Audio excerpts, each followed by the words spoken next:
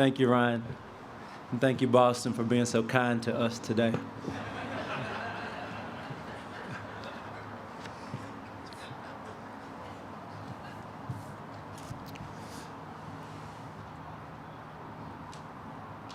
I arrived at Harvard Business School in very bad shape.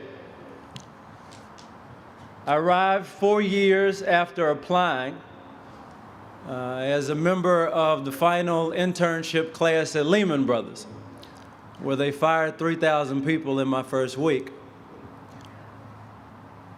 I arrived after spending a year in the hallowed halls of Washington, D.C., where I developed an uncanny knack for making copies and making coffee, making liberals and conservatives very upset. I arrived after a failed attempt to help a Democrat become governor of Texas and a frustrating attempt to survive startup life in New York City on tuna fish and peanut butter. And even worse for some of you here today, I arrived at Harvard after graduating from Yale. Very bad shape indeed. And when I got here, I made 2 promises to myself. Do not work in another startup, and do not work in another nonprofit. And when I leave this place tomorrow, I will begin my full-time life at the helm of a startup nonprofit. Don't clap. So the question becomes very clear. What in the world has happened in the last 2 years? I spent a lot of time grappling with that question, but I didn't find the answer in any of the cases that we have read in the last 2 years. I traced it instead to a single moment on a single night almost 7 years ago when my whole life changed. It was around 1:30 in the morning when I heard the first knock at the door of my home down in Dallas. I remember the next sound. It was a bang. And the next sound was a crash as that front door burst open. I remember how shocked I felt, how hard it was to breathe when I saw 2 thieves with guns pointed at my face. I remember how trapped I felt when I realized there wasn't anywhere to run, how totally helpless I felt as my head hit the floor and they tied my hands behind my back. I remember praying what I knew would be my final prayer and feeling so afraid of what was about to happen to me in this moment and in the darkness to come. But a strange thing happened as I accepted the fact that I was about to die. I stopped being afraid. It was in that moment that peace, a deep, still calm, washed over my body. It was just after that moment that I heard police sirens coming down the street and the 2 men scrambling to run out of the same door that they had just kicked in. It was because of that moment I now realize that I broke the promises that I made to myself when I first stepped foot on this campus. You see, up until that night, fear had been driving me for a very long time. Fear that I wouldn't accomplish enough to make others love me. Fear that I wouldn't earn enough to repay the debts that I owed to so many who had sacrificed so much. Fear that I would prove the teachers right who said when I got into Yale, there's no way that boy is going to graduate. He'll be home before the end of the first semester. They obviously had never heard of my dear friend, Mr. Grade Inflation.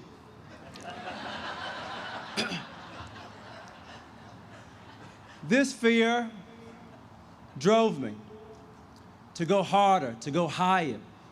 It drove me to see my journey from Oak Cliff, Texas, to Yale as a chance to leave behind all the challenges I had known and grab hold to a life of ease and comfort and security. But when I did not die on that floor, I began to ask myself why I had been allowed to live. And it struck me that if I had been judged that evening, I wasn't going to be asked how fancy my degrees had been, or how many people I had known, or how much money I had piled into my bank account. If that night had been my last, my Maker would have peered into my heart to ask not what I had been able to get, but what I had been willing to give. And having nothing in my pockets then or now, I decided to give my life to a cause greater than myself. But I didn't know how to do that. And so one day, my junior year, I hurried over to Yale Law School, where I figured everyone had dedicated themselves to some grand cause or another.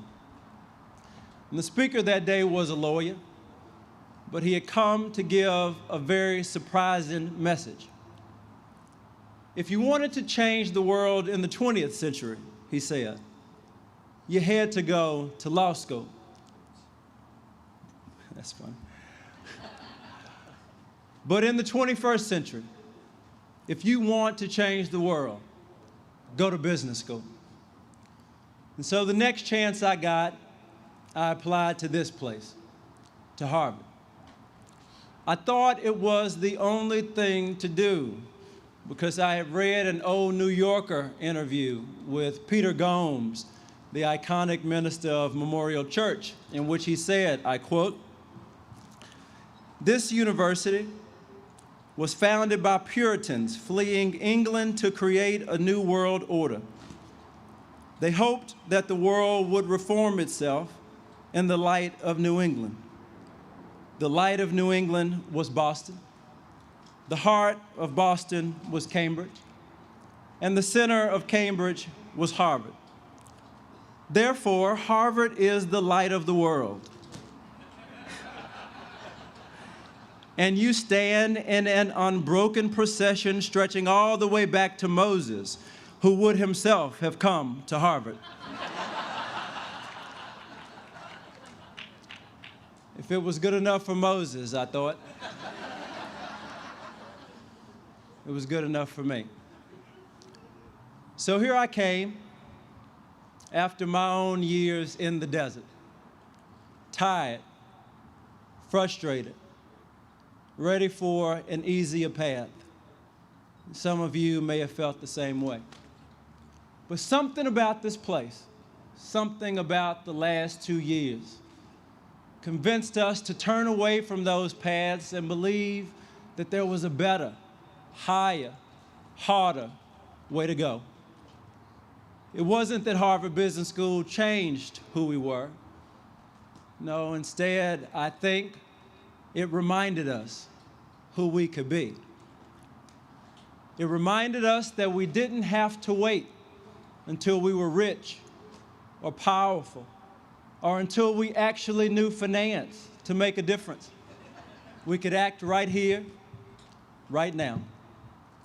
It was here where the question was asked, when will we live in a world where gender equality is not the exception, but the rule?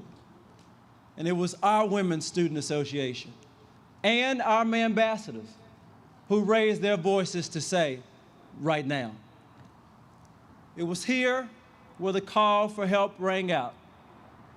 From cities like Detroit, Michigan, and Athens, Greece, and Cairo, Egypt, and elsewhere around the globe.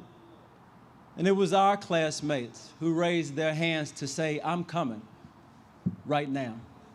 It was here where tabloids wondered, when would LeBron James attend an HBS book launch party? When would Sir Alex Ferguson teach in an HBS classroom? Oh, when would Michael Douglas take one of us to the Super Bowl? And to these great questions, it was our professor, Anita Albersi, and our dean, Nitin Noria, who boldly replied, right now. And it was here, in the dark corner of a section dinner party, where I found 3 brave and brilliant souls who decided to join me on an 8,000-mile journey to launch MBAs across America. We set out on this journey because we believed there was a serious challenge facing our generation, what my friend Andrew Mangino calls the Dream Depression. In the Great Depression of the 1930s, you see, folks would take their money and their valuables and hide them under their mattress and their floorboards. But now, in this Dream Depression, in a time of uncertainty the whole world over, folks are taking their dreams and their hopes and their aspirations and hiding them in all types of places, never to see the light of day. Well, we hit the road because we knew the dreams would not be found in a case or a cubicle. They'd be hiding in the nooks and crannies and in the unbeaten paths. So as we traveled, we saw the signs for countless big cities and tiny towns, but we also saw the signs for hope. We saw the signs for hope in the fact that a black guy from Texas, a white guy from Maryland, a Jewish girl from New Mexico, and an Arab guy from Morocco could pitch a tent in a cow pasture in rural Montana.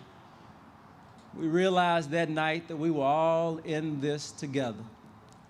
We were tied to those ranchers as much as we were tied to the trumpet player in New Orleans, or the venture capitalist in Colorado, or the Lebanese man in the Middle Eastern restaurant in Romulus, Michigan, who thought that Harvard was in Ohio. We were tied to him too. We saw the signs for hope out there in entrepreneurs like Sebastian Jackson, who runs a barbershop that recycles the hair from clients to make compost and plant trees in some of Detroit's most blighted neighborhoods. He told us of his dream, not just to start a business that could save his family, but to grow a business that could save his city. And even though we did not have an expert opinion, even though we did not have any money to invest, even though some of us did not even have much hair, he welcomed us in because he believed that 4 people from this place with this education had to be able to help him bring his dream to life. So when, after our time with him, Sebastian's revenue tripled, and he raised $100,000 from local investors, and he tore down an abandoned home and used the wood to renovate his barbershop, he called to say thank you. But he also left me with one message that I leave with you today. He said, Casey, you've got more work to do. So while I may never forget what time it was when I heard that first knock at my door 7 years ago, right now is the time that I'm obsessed with today. Because now I see, after all the miles and all the memories of the last 2 years, now I see the biggest sign for hope. You, my friends, my fellow graduates, not because of what we've done, but because I know we have more work to do. In your hands, as well as mine, lies the hope for a new generation of business leaders, in which each of us becomes a pioneer, in which each of us decides to travel unknown roads in search of unsolved challenges, in which each of us commits our time and talent not just to the treasures of today, but to the frontier of tomorrow, where new dreams and new hopes and new possibilities are waiting for us to pull them from the darkness. Yes, we have more work to do. And as we leave this place for the last time, some as Baker scholars and some by the seat of our pants, we take up the work not just of making a living, but of making a life. For if all we've learned here are 4 Ps and 5 forces and 6 sigma, we will prove William Faulkner right that we labor under a curse, that we live not for love but for lust, for defeats in which nobody loses anything of value, for victories without hope, and worst of all, without pity or compassion, that our griefs grieve on no universal bones, leaving no scars, that we live not from the heart, but from the glands. No, my friends, we have more work to do. Hard work, frightening work, uncertain work, unending work, work that may test us, work that may defeat us, work for which we may not get the credit, but work on which the whole world depends. The time is short and the odds are long, but I believe that we are ready nonetheless. With the love of those who raised us, with the lessons of those who taught us, with the strength of those who stand beside us as we face what lies ahead, I say, let us begin. Thank you.